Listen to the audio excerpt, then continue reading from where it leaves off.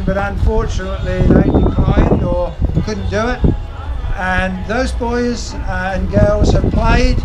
They are the only band that's marched up, youth band that's marched up the Mall and played for the Queen.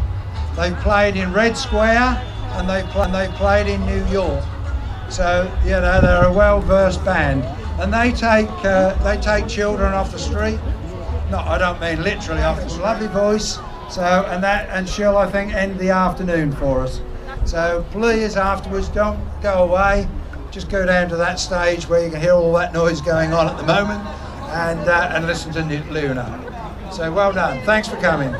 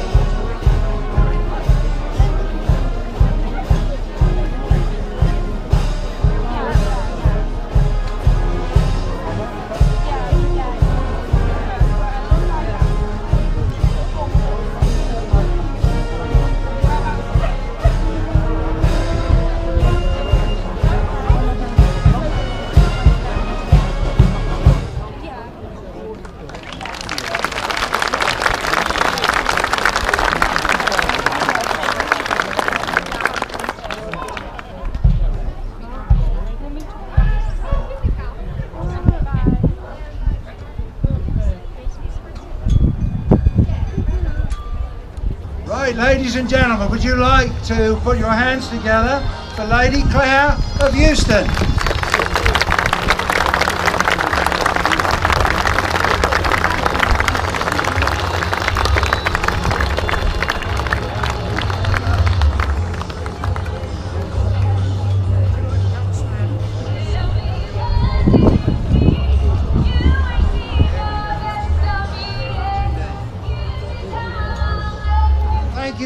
For coming here to help us celebrate Martlesham Heath's centenary. As you all are all aware, and I shall get this little point in, this was the top station in the country between the First and the Second World Wars. So you are sitting on hallowed ground, and you understand that, don't you? Can I introduce, ladies and gentlemen, and we have already introduced her, but I will do it again, Lady Claire of Euston. So well done. We do thank Lady Claire for coming here today to USAF at Heath. Welcome, sir. And an old friend who I haven't met, but I have spoken to him on the phone, is Squadron Leader Richard Fryer. Richard has been very helpful in getting the Battle of Britain flight, etc. So we're very pleased for that. Who else have we got on my little list here? The Reverend Toby Tate here, our local vicar who will do a short address in a moment. We have the Honour Guard from, I guess, from Heath, and they're going to march on in a moment. I guess there they are, behind us there, in resplendent in uniforms there, folks. Right, Battle of Britain flight behind you, folks.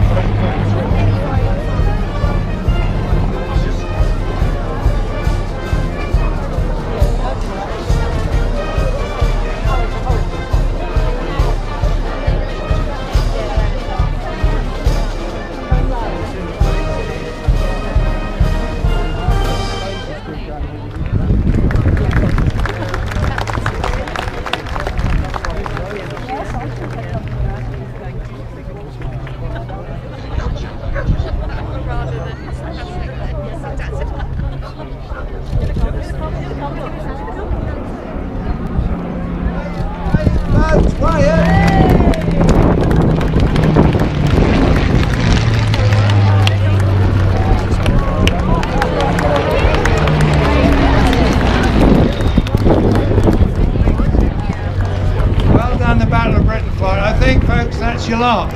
The wings waggled to say thank you very much, goodbye. So brilliant. Okay, we'll continue with our service then, folks.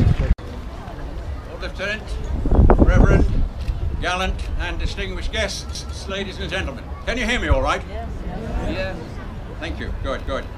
Now, we are standing here, as you know, on hallowed ground, to repeat the words of the chairman.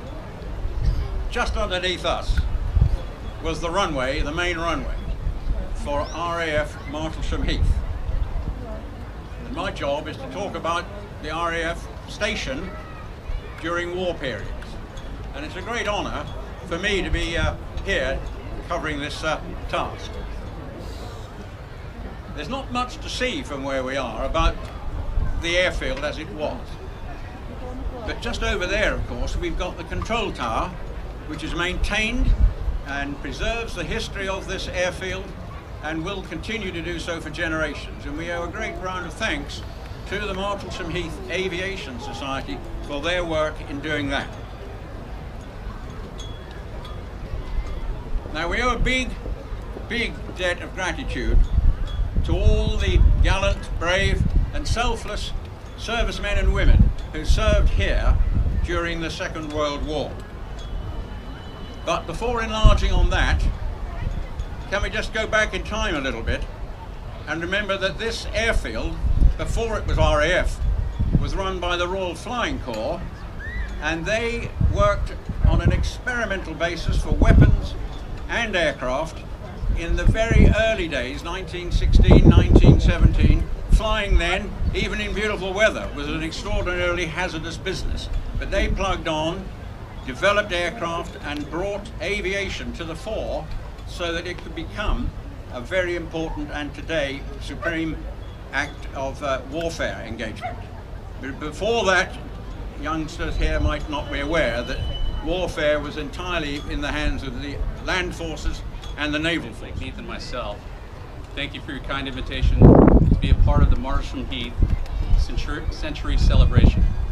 Lady Houston, Air Commodore, distinguished guests, residents of Martlesham Heath, and our visitors from the United States. This is an honor for me personally to be here. I know firsthand about the special relationship between our countries. I witness it every day. I also had the distinct privilege of commanding the 334th Fighter Squadron at Seymour Johnson Air Force Base, the direct descendant of RAF 71 Eagle Squadron in today's United States Air Force. We are here to celebrate the 100-year anniversary of a community, also known as the cradle of British aviation. It is this community that opened its doors in April of 1941 to the men of RAF 71 Squadron and later to the 356 Fighter Group. Members of the community didn't know these individuals, and the squadron members had no idea of their new neighbors. But they came to develop a deep relationship and appreciation for each other that has left an indelible mark as witnessed in today's celebration. We don't know what motivated these brave young men from America to disobey the American isolationist policies of the day. Why did they give up their careers, their families, and in some cases their lives to fly and fight? Some say it was patriotism, maybe a taste for adventure, or perhaps the love of flying. Thank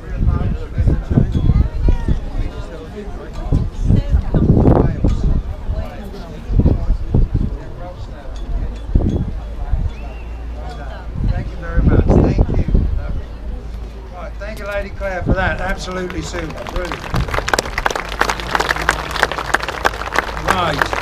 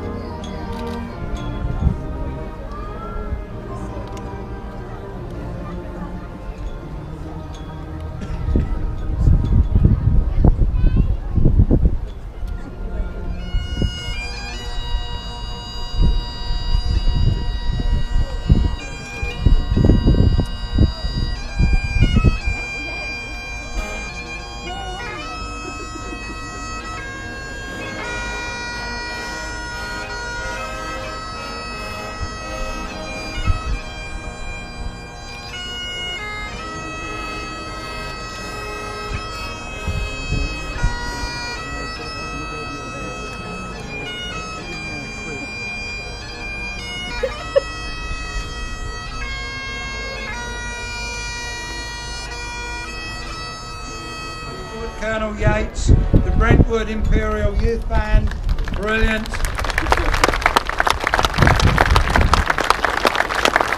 The Honour Guard, the ATC and the Army Cadets, as I've mentioned, and they've all come to make this a memorable occasion.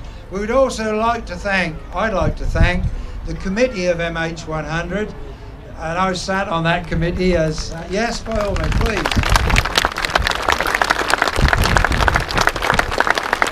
And I've sat on that committee since day one, and should I say, we've done a fairly reasonable job, I think, folks, and I think you'll agree.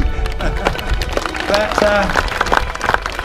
the guidance, of course, came from our chairman, Peter Davies, and vice chairman, where is he, somewhere over there,